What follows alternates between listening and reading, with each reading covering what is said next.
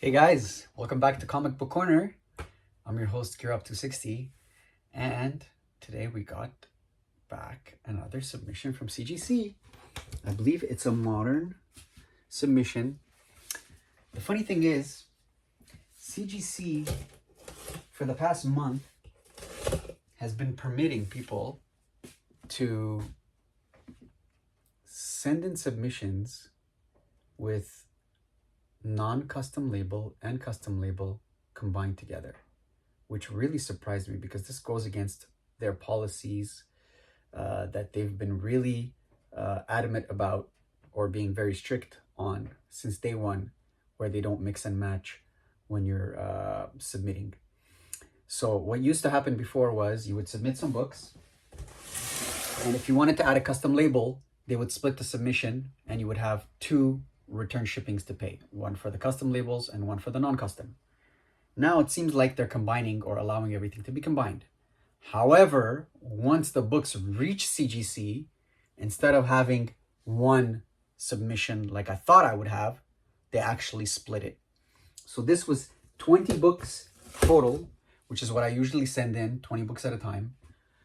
Well, guess what they did? They split it into 17 books of non-custom label, which I just got back.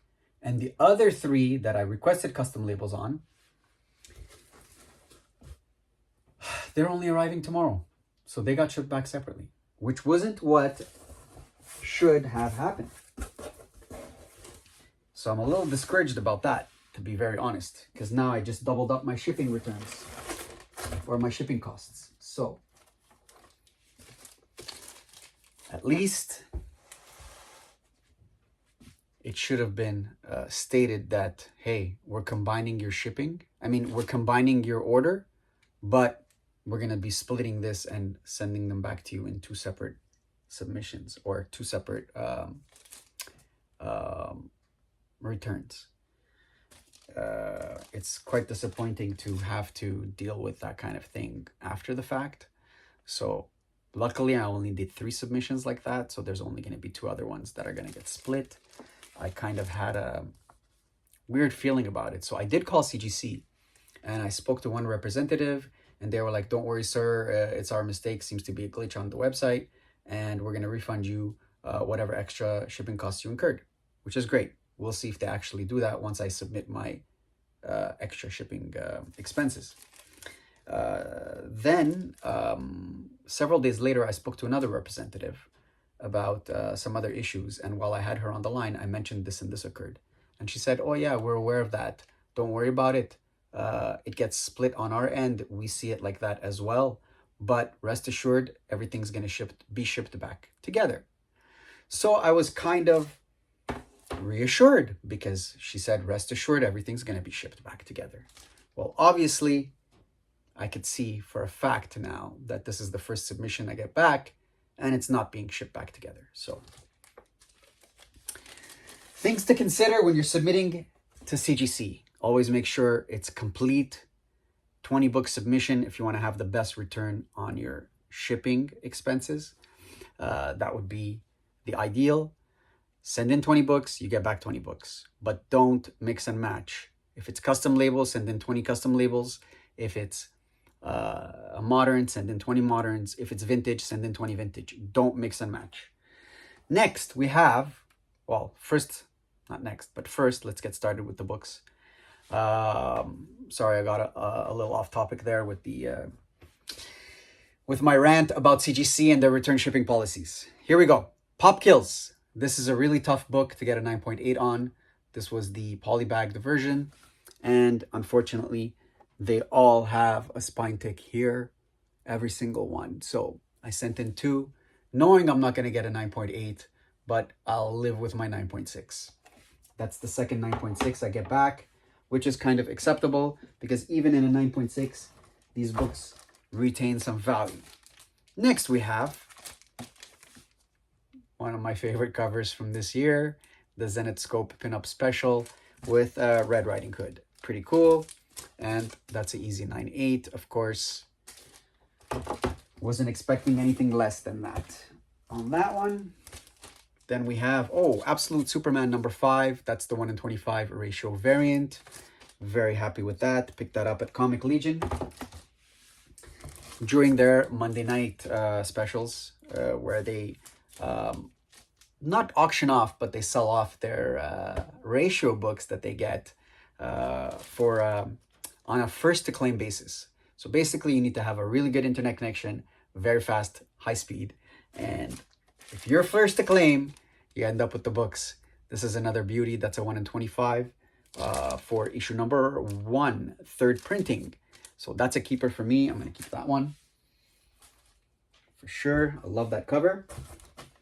And Absolute Superman is my favorite out of all the Absolutes that have come out so far. Next, we have this beauty. I don't remember where I picked it up from, but I love the cover, man. It's so beautiful. That's a Lobos variant for the Syndicate. So that's an exclusive. Pretty cool. Yeah. Let's see what else we got. Oh boy. I see. Man, these are packed super tight. There we go. Got one off. The rest should be easy. Oh, we got some books for Mr. Who gave me these?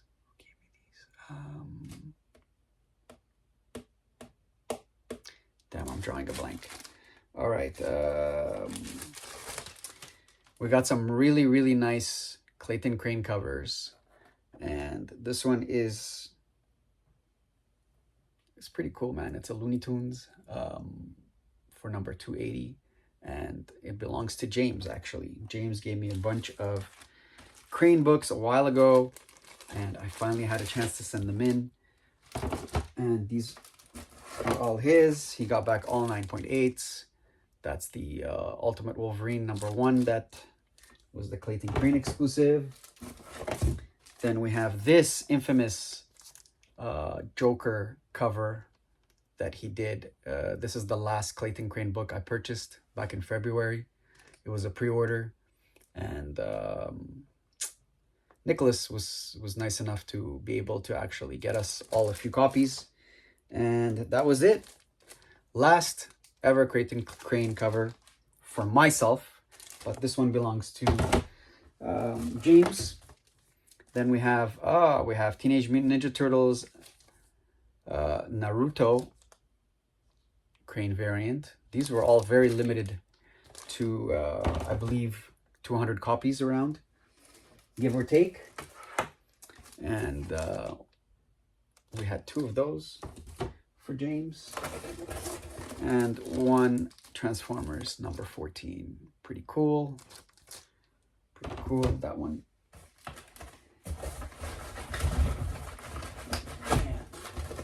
Pretty nice to have those virgin covers. Then we have Transformers number 1. That's a 4th printing. Oh, 7th printing. Jesus. That's the cover for the 7th printing. Another Clayton Crane. And then we have... Oh, I can't believe this. Honestly, I can't believe this. Wow. This is a book I purchased off of Sad Lemon website. Okay, this was deemed as damaged, and it was discounted. And I think it was Linley that made a post in our chat saying, "Hey guys, get this book at a discount, man, if you haven't gotten a copy already." And I can't believe I got a 9.8. It makes no sense, man. It makes absolutely no sense. Wow. I'm shocked. Totally shocked. I could see the color of, man. I'll take it. I'm happy with that, man. That's a keeper for me. Wow. Oof. Here's a nice one. If you like Riverdale or Archie Comics, that's a metal variant. So that's a metal cover that's been glued onto a regular comic cover. and they're very limited, usually maybe 10, 25, 50. So those are pretty hard to come by. Congrats on that 9.8. That one belongs to JF, Jean-Francois. Then we have Action Comics #1. That's a reprint from 1988. Yes. Reprint from 1988. This one belongs to one of Lewis's friends. Congrats on that, 9.4. That's pretty awesome. Then we have Pokemon Power #5. This was included in Nintendo Power 115. It was included in the magazine as an insert. And people were pulling these out, man, and having them, I guess, adding them to their collection or having them graded. That's pretty cool. That's the second one I sent in so far. And then last but not least, for Nicholas, we have Venom #7, another Clayton Crane Virgin variant for Frankie Comics. That was an exclusive that was done way back in the day. Back in 2018, man. That was a C2E2 exclusive. And that's it, guys. I hope y'all enjoyed that unboxing, man. It was kind of long, it felt like. Yeah, so I hope you guys like and subscribe and come back for more unboxings. I'm gonna definitely have some signed stuff coming back next week. Maybe some Jim Lee, some double or triple signed books, maybe some quadruple signed books. We'll see what comes back.